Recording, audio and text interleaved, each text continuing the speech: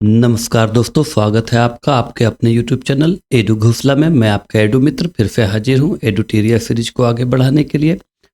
पिछले क्लास में हमने देखा था PSLV C-37 तक। अब अगला टॉपिक है हमारा लुपेक्स, भारत का 5वां चंद्र मिशन लुपेक्स।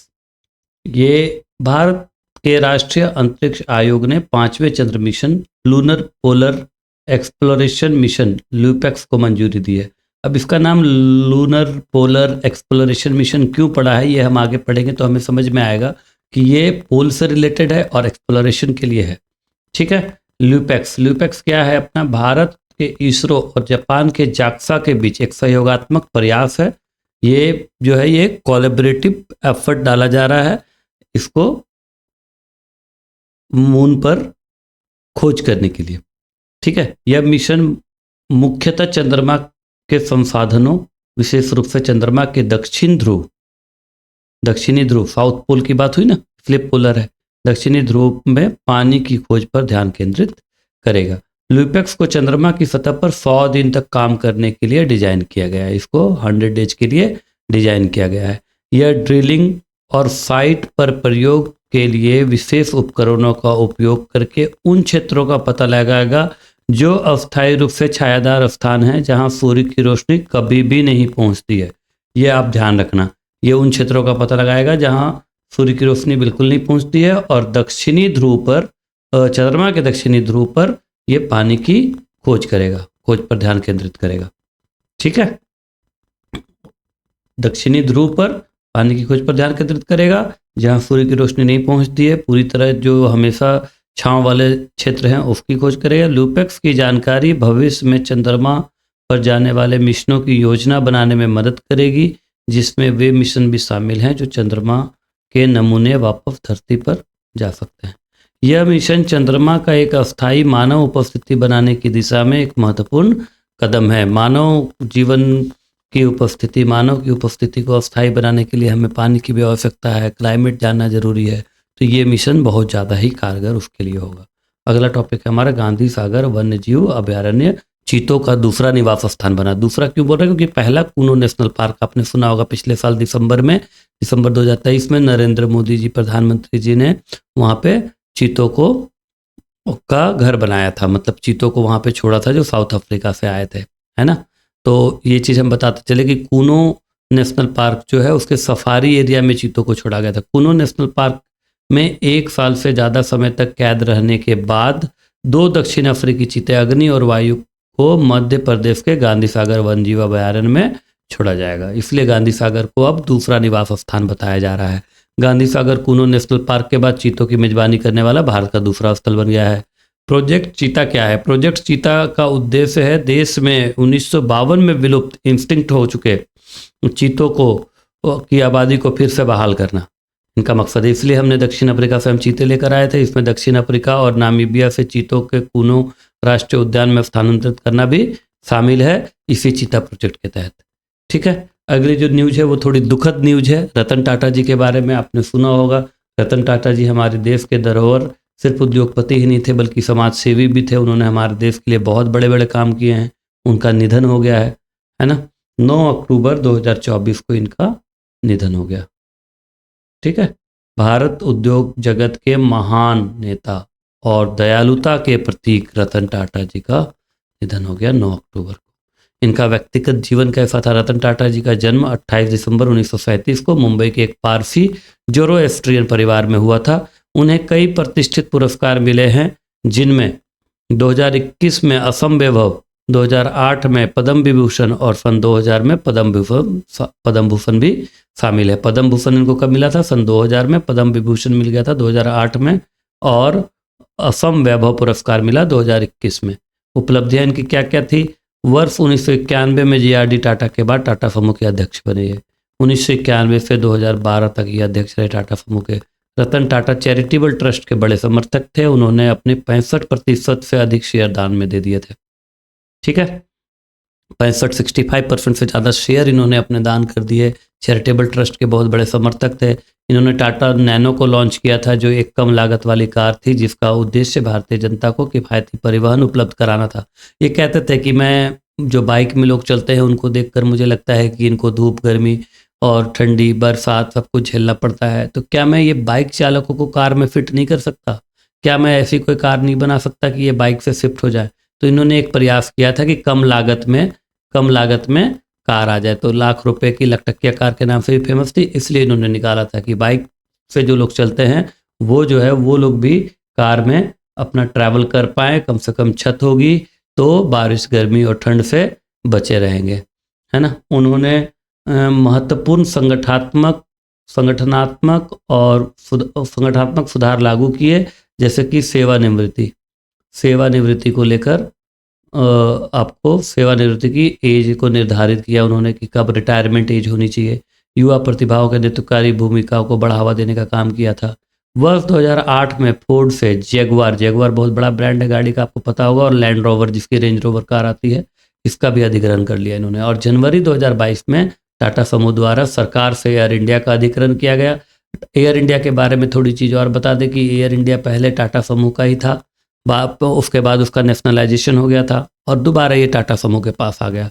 और विस्तारा एयरलाइंस जो है उसका जो है विलय कर दिया गया एयर इंडिया में, और विस्तारा ने 11 नवंबर को अपनी आखिरी उड़ान भरी थी और उसके बाद इसका विलय हो गया। अब विस्तारा एयरलाइंस भी नहीं चलेगी, वो एयर इंडिया के नाम से ही उड़ान भरेगी टाटा समूह में, ठीक है।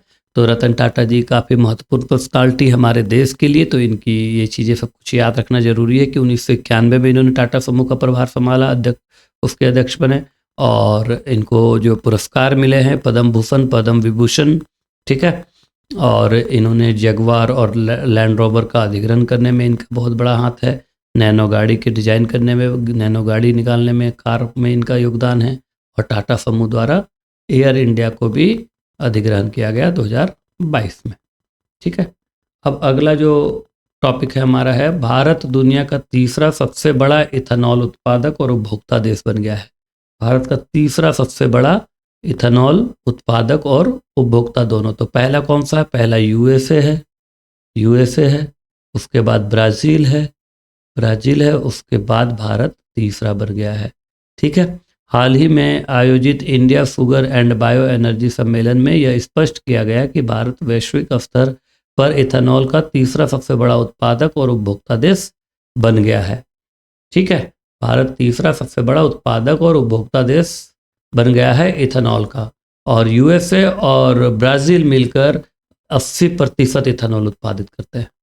संयुक्त राज्य अमेरिका दुनिया का सबसे बड़ा इथेनॉल उत्पादक है, और संयुक्त राज्य अमेरिका और ब्राज़ील मिलकर दुनिया का 80% इथेनॉल उत्पादित करते हैं। यूएसए मुख्य रूप से मक्का से और ब्राज़ील मुख्य रूप से गन्ना से इथेनॉल उत्पादित करता है। इथेनॉल मक्का, गन्ना, गेहूँ सभी चीज़ों से उत्पादित किया जा सकता है। भारत सरकार ने 2025-26 तक 20% इथेनॉल मिश्रण का लक्ष्य रखा है। और इस लक्ष्य में हम ये बताते चले कि 21 अगस्त 2024 तक में 21 अगस्त 2024 तक में हमने 13% इथेनॉल का टारगेट पूरा कर भी लिया है, ठीक है। 13% इथेनॉल का टारगेट अचीव भी हो गया है, 20% का हमारा टारगेट है। और जैसे यूएसए वर्ल्ड में नंबर 1 है, इंडिया में अगर नंबर 1 की बात की जाए तो इंडिया में महाराष्ट्र इथेनॉल प्रोडक्शन में नंबर 1 है, महाराष्ट्र है, उसके बाद यूपी है और उसके बाद कर्नाटक है, ठीक है, इथेनॉल प्रोडक्शन में।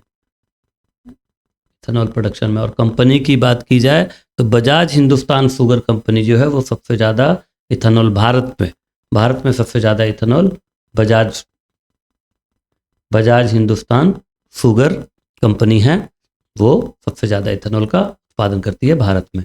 बाजार में E20 पेट्रोल जिसमें 20% इथेनॉल होता है और E100 ईंधन जिसमें 93 से 93.5% तक इथेनॉल होता है वो पेश किए गए हैं। इथेनॉल जिसे एथिल अल्कोहल भी कहते हैं, इसका उत्पादन गन्ना, मक्का, गेहूं से किया जाता है। इथेनॉल उत्पादन में वृद्धि भारत के नवीनीकरण ऊर्जा को बढ़ावा देने और कृषि क्षेत्र के आर्थिक लचीलापन को बढ़ाने के लक्ष्य के अनुरूप है।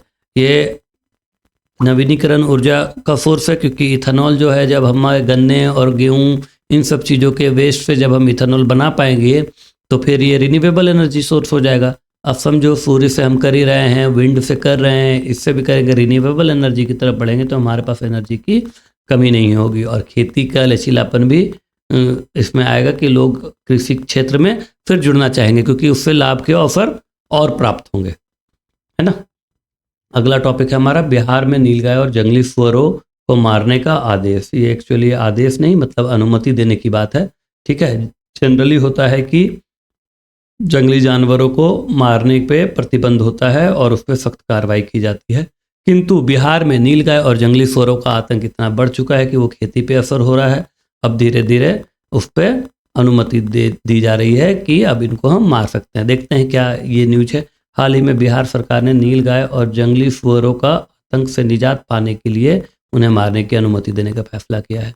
इसके की पॉइंट्स क्या हैं, मुख्य बिंदु क्या हैं। यह अभियान सबसे अधिक प्रभावित जिले कौन कौन से प्रभावित जिले हैं, वैशाली, पूर्वी चंपारण, बक्सर, सिवान, समस्तीपुर में चलाया जाएगा। इन जिलों में नीलगाय की कुल संख्या 3 लाख है। आप देखिए सिर्फ 5 जिलों का जिक्र हुआ है यहाँ पे, और नीलगाय की संख्या कितनी है, 3 लाख, और जंगली सुअरों की संख्या 67,000 है। तो कितनी ज़्यादा परेशानी हो रही है, कितना ज़्यादा प्रभावित क्षेत्र है ये। नीलगाय और जंगली सुअरों से फसल को नुकसान पहुंचाने पर वन विभाग किसानों को प्रति हेक्टेयर 50,000 रुपये का मुआवजा देता है। बताइए, प्रति हेक्टेयर 50,000 का मुआवजा दिया जाता है। एक हेक्टेयर में 50,000 से होगा क्या, पूरी फसल अगर बर्बाद हो जाएगी तो। इसीलिए इसको रोकना बहुत ज़्यादा जरूरी है। और गवर्नमेंट भी फंड कितना रिलीज कर सकती है, तो हम तो इसका उपाय हमें करना पड़ेगा ना। अगर फसल बर्बाद होगी तो आने वाले टाइम में फसलों की कीमत पे भी प्रभाव पड़ेगा, इकोनॉमी पे डायरेक्ट इफेक्ट पड़ेगा, है ना। बिहार के 34 जिले जो हैं वो नीलगाय से परेशान हैं, नीलगाय से प्रभावित हैं, और 30 जिलों में जंगली सुअरों की वजह से फसलें नष्ट हो रही है। और ये नोट है, हाल फिलहाल में इससे रिलेटेड एक इंटरनेशनल अफेयर्स की न्यूज है कि जिम्बाब्वे ने क्या किया है, सूखा से प्रभावित वाले क्षेत्र में के समुदायों की सहायता के लिए 200 हाथियों को मारने का आदेश दिया है। बिहार में नीलगाय और जंगली सुअरों को मारने का आदेश दिया गया है, जिम्बाब्वे में 200 हाथियों को। भारत में हाथियों को मारना प्रतिबंध है, आप मतलब ये क्रिमिनल ऑफेंस के तहत आता है ना। तो इसीलिए ये जिम्बाब्वे की न्यूज है कि 200 हाथियों को मारने का आदेश दिया गया, वहाँ पे भी हाथियों से परेशानी हो रही है ना। अगला जो हमारा टॉपिक है वो चंद्रयान 4 मिशन है। चंद्रयान 4 क्या है, अब हम देखते हैं। हाल ही में कैबिनेट ने चंद्रयान 3 की सफलता के बाद चंद्रयान 4 को मंजूरी दी है। इसका उद्देश्य क्या है, चंद्रमा से पृथ्वी पर वापस आने और नमूना लाने की प्रौद्योगिकी का प्रदर्शन करना। चंद्रयान 4 मिशन का उद्देश्य चंद्रमा पर सफल लैंडिंग, वहां पर ड्रिलिंग करके मिट्टी का नमूना लेना और वापस पृथ्वी पर लौटना है। इसरो ने चंद्रयान 4 के विकास और लॉन्च को 2027 तक पूरा करने का टारगेट रखा है। कब का टारगेट है ये, 2027 का टारगेट है, ठीक है। भारत सरकार ने चंद्रयान 4 मिशन के लिए 2104.06 करोड़ रुपए की राशि स्वीकृत करी है। ये राशि स्वीकृत की गई है चंद्रयान 4 के लिए। लौटाए गए नमूनों का विश्लेषण चंद्रमा और पृथ्वी की उत्पत्ति और विकास के साथ साथ दोनों के आंतरिक भाग को समझने के लिए भी बेहद उपयोगी होगा। जब नमूने वहां से आएंगे तो हम ये विश्लेषण कर पाएंगे चंद्रमा और पृथ्वी की उत्पत्ति कब हुई है, क्या डिफरेंस है या साथ में हुई है, और साथ ही हम दोनों के आंतरिक भाग को भी समझ पाएंगे। हम ये समझ पाएंगे कि वहाँ जीवन संभव है कि नहीं है, ये वहाँ का वातावरण यहाँ के अनुकूल, यहाँ के हिसाब से कितना अलग है ना। ज्योग्राफिकल डिफरेंसेस भी समझ में आएंगे इससे। A man mission to moon अंततः भारतीय अंतरिक्ष यान के चंद्रमा पर उतरने मैन मिशन टू मून अंततः भारतीय अंतरिक्ष यान के चंद्रमा पर उतरने और सुरक्षित रूप से पृथ्वी पर वापस लौटने के लिए आधारभूत प्रौद्योगिकी क्षमताओं को प्राप्त करेगा। ये 2040 तक का हमारा नियोजित है, ठीक है। चंद्रयान 4 के अलावा इसरो को शुक्र ग्रह पर रिसर्च के लिए भी मंजूरी दी गई है, जिसका नाम क्या है, वीनस ऑर्बिटर मिशन वोम, ठीक है। वीनस ऑर्बिटर मिशन, इसकी भी मंजूरी दे दी गई है। अब अगला हमारा टॉपिक है वो है 23वें विधि आयोग का गठन। 23rd विधि आयोग का गठन हुआ है। 23वें विधि आयोग का गठन राष्ट्रपति द्रौपदी मुर्मू के द्वारा भारत के 23वें विधि आयोग का गठन को मंजूरी दी गई है, जिसका कार्यकाल कब तक होगा, 1 सितंबर 2024 से 31 अगस्त 2027 तक निर्धारित किया गया है। आयोग में यह पूर्णकालीन अध्यक्ष और सदस्य सचिव सहित 4 पूर्णकालीन सदस्य होंगे। अभी अध्यक्ष का जो है वो चुनाव हुआ नहीं है, होने वाला है। विधि आयोग एक गैर संविधिक,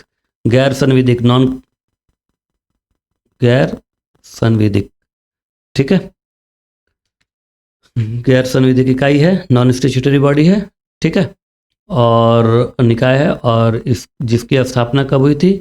जिसकी स्थापना भारत सरकार के विधि और न्याय मंत्रालय की अधिसूचना के माध्यम से कानून सुधार और कानून के क्षेत्र में अनुसंधान के लिए किया जाता है। इसकी स्थापना सबसे पहला विधि आयोग कब बनाया गया था? 1834 में। उस समय के गवर्नर जनरल लॉर्ड मैकाले की अध्यक्षता में बनाया गया था, और चार्टर एक्ट 1833 के तहत। और स्वतंत्रता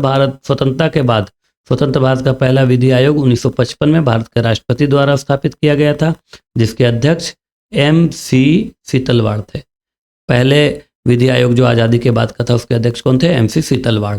मार्च 2024 में विधि आयोग के तत्कालीन अध्यक्ष न्यायमूर्ति ऋतुराज अवस्थी ने 17 महीने के कार्यकाल के बाद इस्तीफा दे दिया। क्यों इस्तीफा दिया? क्योंकि इन्होंने लोकपाल के न्यायिक जुडिशियल मेंबर के रूप में शपथ ली है, ठीक है, न्यायिक सदस्य के रूप में शपथ ली है। तो अब इनका है कि 2 ऑफिस एक साथ नहीं रख सकते, इसलिए इनको रिजाइन करना पड़ा और फिर 23वें विधि आयोग का गठन कर दिया गया है। 23वें विधि आयोग का गठन किया गया है और उसके अध्यक्ष का अब चुनाव होगा। अगला टॉपिक है हमारा त्रिपुरा में शांति समझौता। त्रिपुरा में शांति समझौता हाल ही में केंद्र सरकार ने राज्य सरकार के साथ, अब स्टेट की बात है तो राज्य सरकार को साथ में लेना पड़ेगा, राज्य सरकार के साथ मिलकर national liberation front of Tripura NLFT और all Tripura tiger force ATTF के साथ एक महत्वपूर्ण शांति समझौते पर हस्ताक्षर किया है। समझौते के मुख्य प्रावधान क्या है? NLFT और ATTF ने हिंसा का रास्ता छोड़ने और अपने सभी हथियार और गोला बारूद त्यागने तथा अपने सशस्त्र संगठनों को भंग करने पर सहमति व्यक्त की है। इस समझौते के कारण लगभग 10,000 लोग हथियार छोड़कर मुख्यधारा में शामिल हुए। इसमें बातचीत की गई और समझाया गया कि आप जो उग्रवाद का रास्ता अपना रहे हैं, इससे ना आपका भला होगा, ना आपके क्षेत्र का भला होगा, ना देश का भला होगा। तो इससे बढ़िया आप सरकार के साथ मिलकर मुख्यधारा से जुड़िए और हम आपके क्षेत्र की तरक्की के लिए, अपने क्षेत्र की तरक्की के लिए साथ मिलकर काम करेंगे तो तरक्की अच्छी होगी। तो इसको लोगों ने माना है और बम बारूद त्याग कर मुख्यधारा से जुड़े हैं। सरकार ने उग्रवादी प्रभावित क्षेत्रों को विकसित करने के लिए 250 करोड़ रुपए का फंड एलोकेट रुपए निर्धारित किए हैं वो उग्रवाद प्रभावित क्षेत्र के लिए, जहां दोनों उग्रवादी समूह सक्रिय थे। तो इस पर 250 करोड़ रुपए खर्च करने के लिए निर्धारित किया गया है। NLFT और ATTF ने राज्य में 35 साल से चल रहे संघर्ष को समाप्त करके त्रिपुरा के विकास के प्रति अपनी प्रतिबद्धता की पुष्टि करिए। ये एक स्टेप इन्होंने अभी लिया है जो बहुत ही पॉजिटिव है त्रिपुरा के दृष्टिकोण से। डेंगू के खिलाफ भारत का जो पहला वैक्सीन डेवलप किया गया है, ये इंडियन एक्सप्रेस की न्यूज है। ICMR और पेनिसिया बायोटेक ने स्वदेशी dengue vaccine dinghy all, ICMR Indian council of medical research और पेनिसिया बायोटेक ने स्वदेशी डेंगू वैक्सीन डेंगी ऑल के साथ भारत की पहली डेंगू वैक्सीन को तीसरे चरण का क्लिनिकल परीक्षण कहाँ शुरू किया? रोहतक में शुरू कर दिया है। तीसरे चरण का, 2 चरण का परीक्षण हो चुका है, तीसरे चरण का इसमें 18 राज्य और केंद्र शासित प्रदेशों के 19 जगहों को, 19 साइट्स को नामांकित किया गया है। ठीक है, इतने स्थानों पे किया जाएगा। देखिए 18 राज्य और केंद्र शासित प्रदेश के 19 स्थान, 19 साइट्स पर किया जाएगा। पेनिसिया की वैक्सीन में डेंगू के सभी 4 सेरोटाइप के जीवित कमजोर संस्करणों का इस्तेमाल किया जाएगा। 4 सेरोटाइप हैं इसके डेंगू के। कौन से? Den V1, den V2, den V3, den V4। Den means dengue, V virus, dengue virus 1, dengue virus 2, dengue virus 3, dengue virus 4, चारों के सेरोटाइप। ये प्रभावी टीका विकसित करना बहुत जटिल है। क्यों जटिल है?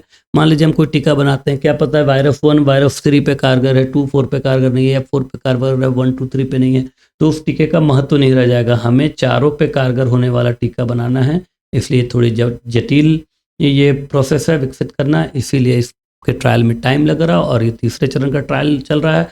आशा करते हैं बहुत जल्दी ही ये ट्रायल कंप्लीट होकर हमें डेंगू की वैक्सीन मिलेगी, अपने देश की अपनी वैक्सीन मिलेगी, है ना।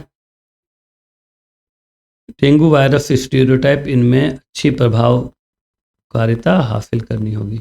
ठीक है, डेंगू बुखार क्या है? डेंगू बुखार हड्डी तोड़ बुखार है, यह वायरल संक्रमण है जो एंडीज मच्छर, ये कई बार पूछा जाता है कि किस मच्छर के काटने से होता है, तो एंडीज मच्छरों से लोगों में फैलता है। डेंगू भारत का एक प्रमुख सार्वजनिक स्वास्थ्य समस्या है। भारत की ये प्रमुख सार्वजनिक स्वास्थ्य समस्या है क्योंकि कोई भी स्टेट, कोई भी क्षेत्र इससे अछूता नहीं रहता है, और जब ये बीमारी फैलती है तो हॉस्पिटल्स भर जाते हैं। इसमें आपको ये भी पता होगा कि प्लेटलेट्स डाउन होने लगते हैं और भी समस्या आती है और हाई फीवर होता है।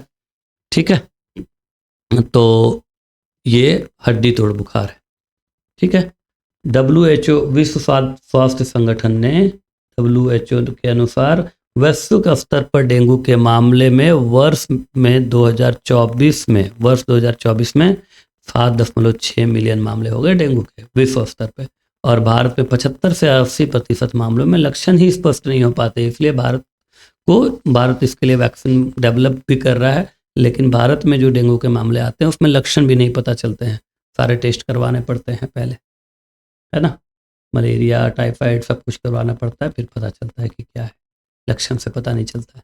अगला टॉपिक है हमारा वक्फ संशोधन विधेयक 2024।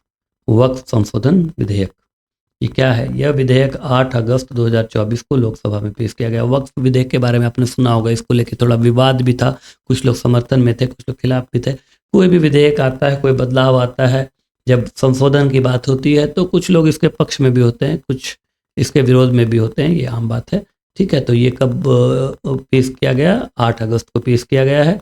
यह वक्फ अधिनियम 1995 का संशोधन करता है। वक्फ अधिनियम 1995 जो है उसका ये संशोधन करता है। इसके पहले इसमें संशोधन कब किया गया था? 2013 में किया गया था। ठीक है, यह अधिनियम भारत में वक्फ संपत्ति को नियंत्रित करता है। इस्लामी मान्यता में धर्म के आधार पर दान की गई चल या अचल संपत्ति वक्फ कहलाती है। वक्फ क्या है? चल या अचल संपत्ति जो दान की गई हो। अभी जो वक्फ अधिनियम में अमेंडमेंट्स किए जा रहे हैं, कितने अमेंडमेंट्स हैं? 44 टोटल अमेंडमेंट्स हैं, जिनमें से कुछ प्रमुख प्रावधान यहाँ पे दिए गए हैं, सारे प्रावधान तो जरूरी नहीं है। ठीक है, तो विधेयक में वर्तमान अधिनियम का नाम बदलकर, सबसे पहले तो नाम बदला गया है, संयुक्त वक्फ प्रबंधन सशक्तिकरण दक्षता और विकास अधिनियम रखा गया है। ठीक है, इसका नाम बदलकर क्या रखा गया? United Waqf management empowerment efficiency and development act 1995 नाम बदलने की बात की गई है। विधेयक में कहा गया है कि कम से कम 5 साल तक इस्लाम का पालन करने वाला व्यक्ति ही वक्फ घोषित कर सकता है। जो एटलीस्ट 5 साल से इस्लाम का पालन कर रहा है वही व्यक्ति वक्फ घोषित कर सकता है, दूसरा व्यक्ति नहीं कर सकता है। ठीक है, 5 साल, कितने साल? 5 साल, कम से कम 5 साल तक जिसने इस्लाम का पालन किया है वही व्यक्ति वक्फ घोषित कर सकता है। और वक्फ बोर्ड का नाम भी बदला गया है। और इसके बाद इसमें क्या है कि विधेयक में कहा गया है कि वक्फ के रूप में पहचानी गई कोई भी सरकारी संपत्ति, ठीक है, अगर सरकारी संपत्ति को वक्फ के रूप में पहचाना गया है तो वक्फ की नहीं रहेगी। अनिश्चितता की स्थिति में, जहां पर क्लियर नहीं है, ट्रांसपेरेंसी नहीं हो पा रही, वहां कलेक्टर स्वामित्व निर्धारित करेंगे और राज्य सरकार को रिपोर्ट सौंपेंगे। जहां पर अनिश्चितता होगी कि सरकार की संपत्ति या किसी आम जनता की या वक्फ की है, वहां कलेक्टर निर्णय करेंगे। यह विधेयक उस प्रावधान को हटा देता है जहां वक्फ बोर्ड को यह जांचने और निर्धारित करने का अधिकार था कि कोई संपत्ति वक्फ है या नहीं है। यह वक्फ बोर्ड को यह अधिकार था, लेकिन अब यह अधिकार हटा के कहाँ किया गया है? जिला कलेक्टर को दे दिया गया है। इससे थोड़ी सी ट्रांसपेरेंसी आएगी, क्योंकि यहाँ पे कई बार विवाद होता था, कई बार लोगों में असंतोष होता था कि जिसकी संपत्ति का जो दावा कर रहा है वही बोर्ड अगर इसका निर्णय करेगा तो निष्पक्षता कैसे हो पाएगी, कई लोगों का ये कहना होता था। इसलिए अब जिला कलेक्टर को इसकी जांच का अधिकार दिया गया है। पहले वक्फ सर्वेक्षण करने के लिए सर्वेक्षण आयुक्त, ठीक है, सर्वेक्षण आयुक्त के अतिरिक्त आयुक्तों की नियुक्ति की जाती है। सर्वेक्षण आयुक्त और अतिरिक्त आयुक्त की नियुक्ति, एडिशनल कमिश्नर और सर्वेक्षण कमिश्नर, कलेक्टर, ठीक है, आयुक्त की नियुक्ति की जाती थी। किसकी नियुक्ति की जाती थी पहले? बताइए, सर्वे कमिश्नर और एडिशनल कमिश्नर की, ठीक है, नियुक्ति की जाती थी। लेकिन अब विधेयक कलेक्टरों को सर्वेक्षण करने का अधिकार देता है। अब जो है विधेयक जो नया आया है ये कलेक्टर को ही अधिकार दे देता है सर्वेक्षण करने का। और जो लंबित मामले हैं, पहले से लंबित मामले हैं जो, वो कानून के अनुसार ही किए जाएंगे, राजस्व कानून के अनुसार पुराने लंबित मामलों को का निपटारा किया जाएगा, ठीक है। विधेयक में प्रावधान है कि केंद्रीय वक्फ परिषद के 2 सदस्य गैर मुस्लिम होने चाहिए। जो भी नई परिषद बनेगी उसमें उसके 2 सदस्य कम से कम गैर मुस्लिम होने चाहिए। अधिनियम के अनुसार परिषद में नियुक्त सांसद, पूर्व न्यायाधीश या प्रतिष्ठित व्यक्ति का मुस्लिम होना जरूरी नहीं है। अगर किसी सांसद की नियुक्ति की जाती है या प्रतिष्ठित व्यक्ति की जाती है तो उनका मुस्लिम होना अनिवार्य नहीं है, और कम से कम 2 गैर मुस्लिम उम्मीदवार होने चाहिए, गैर मुस्लिम सदस्य होने चाहिए परिषद में। मुस्लिम सदस्यों में से 2 महिलाएं भी होनी अनिवार्य है। देखिए, 2 गैर मुस्लिम सदस्य होने चाहिए, मुस्लिम सदस्यों में 2 महिलाएं होनी चाहिए। कोई अगर गणमान्य व्यक्ति हैं, मतलब शिक्षित व्यक्ति हैं, MP हैं और न्यायाधीश हैं, प्रतिष्ठित व्यक्ति हैं, तो इनको का मुस्लिम होना अनिवार्य नहीं है, और मुस्लिम में से 2 महिलाएं जरूरी है।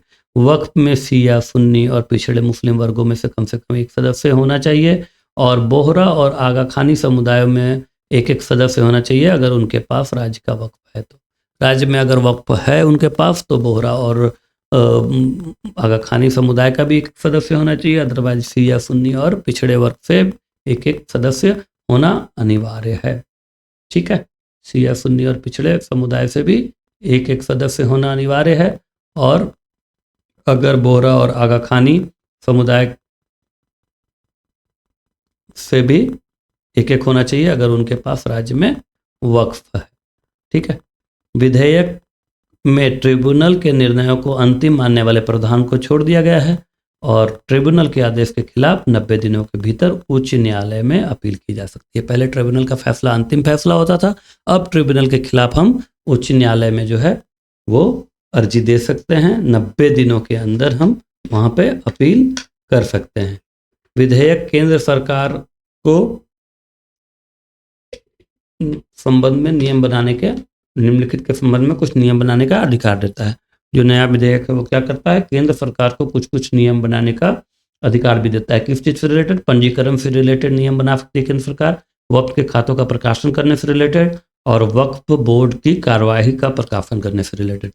इसमें एक और चीज कही गई है कि केंद्र सरकार अगर चाहे तो, केंद्र सरकार चाहे तो कैग से या किसी नामित अधिकारी से वक्फ पे खातों का ऑडिट करा सकती है। पहले ऑडिट कराने का उसमें प्रावधान नहीं था, अब है कि वक्फ के खातों का ऑडिट का अधिकार भी ये विधेयक देता है। कैग को आप जान रहे होंगे, कंट्रोलर एंड ऑडिटर जनरल, ये एक ऑफिस भी है और उसके हेड का नाम भी कैग ही होता है, हम उनको कैग ही बोलते हैं। ये केंद्र सरकार और राज्य सरकार के ऑफिस का ऑडिट करती है, और इन्हीं के जरिए या फिर किसी नामित अधिकारी के जरिए वक्फ बोर्ड का खाते का भी ऑडिट केंद्र सरकार करवा सकती है। वक्फ बोर्ड के पास सशस्त्र बल यानी सेना और भारतीय रेलवे के बाद देश का तीसरा सबसे बड़ा भूमि स्वामित्व है। वक्फ बोर्ड के पास कितनी ज़्यादा जमीन है आप इससे अंदाजा लगा सकते हैं। देश में तीसरा भूमि स्वामित्व सबसे ज़्यादा सेना के पास है, उसके बाद रेलवे के पास है, और उसके बाद वक्फ बोर्ड के पास है।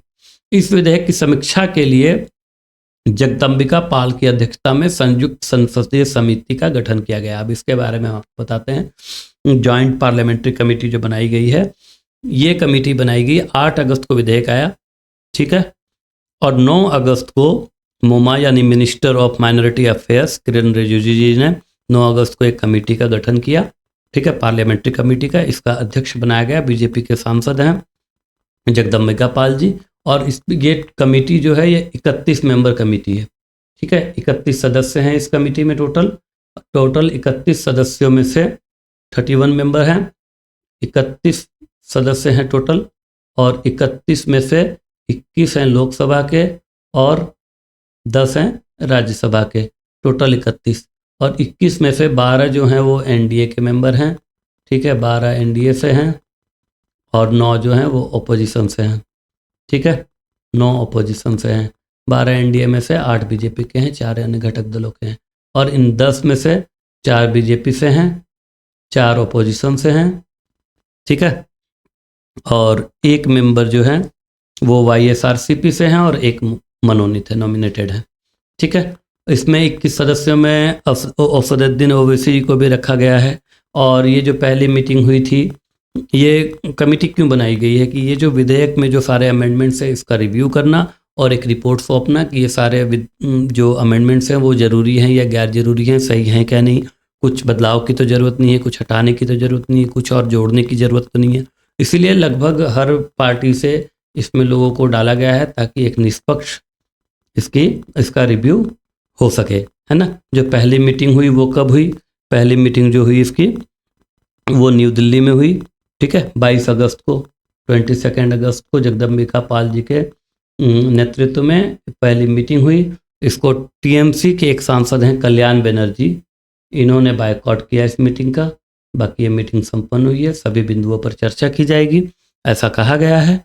और ये जो वक्फ विधेयक है इस पर चर्चा के बाद ये पार्लियामेंट्री कमेटी अपनी रिपोर्ट सौंपेगी, उसके बाद आगे इसमें कार्रवाई होगी। आज यहीं पे विराम देते हैं क्लास को।